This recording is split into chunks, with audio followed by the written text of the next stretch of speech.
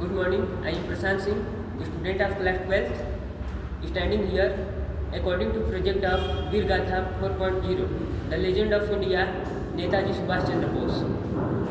राष्ट्र की स्वतंत्रता के लिए भारत के कई वीरों ने अपना सर्वस्व न्यौछावर किया, जिनमें से एक थे नेताजी सुभाष चंद्र बोस।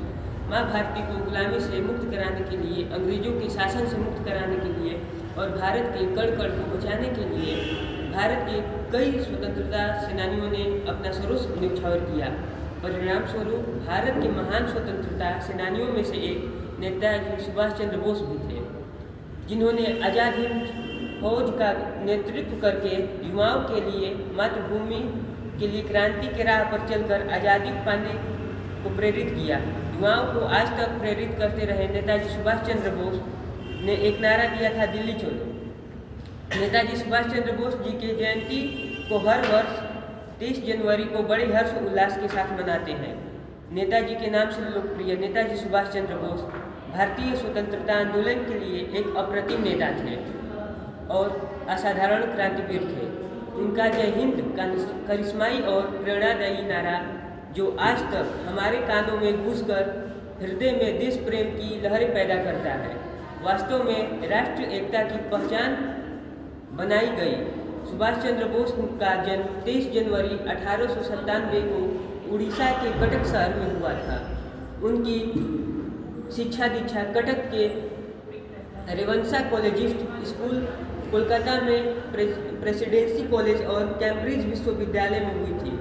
1920 में Netaji Subhash Chandra Bose Indian civil service परीक्षा में शामिल हुए और चौथा स्थान भी प्राप्त किया।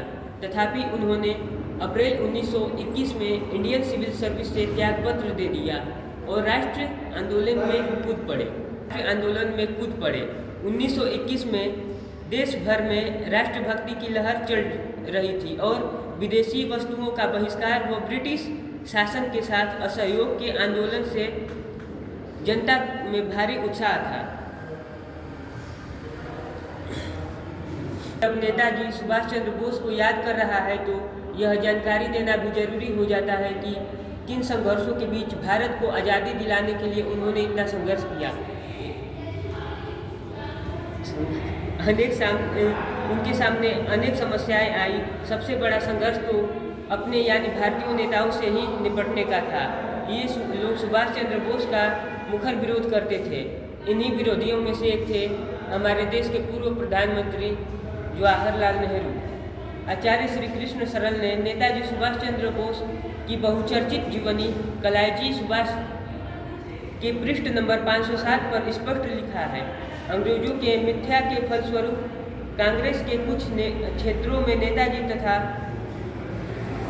उनके कार्यों को संदेह की दृष्टि से देखा जाने लगा तथा पता नहीं यह अंग्रेजों के प्रभाव का प्रचार था या व्यक्तिगत ईर्ष्या पर प्रदर्शन की प्रचार था।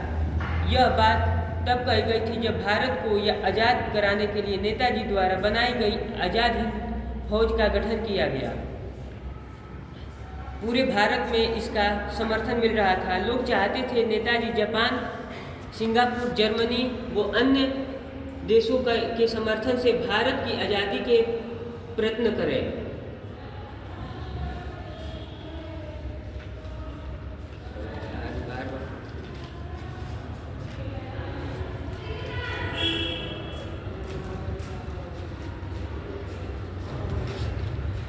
तो 1925 में क्रांतिकारी आंदोलन से संबंधित सत्ता छीनने के कारण उन्हें मांडे कारागार में भेज दिया गया।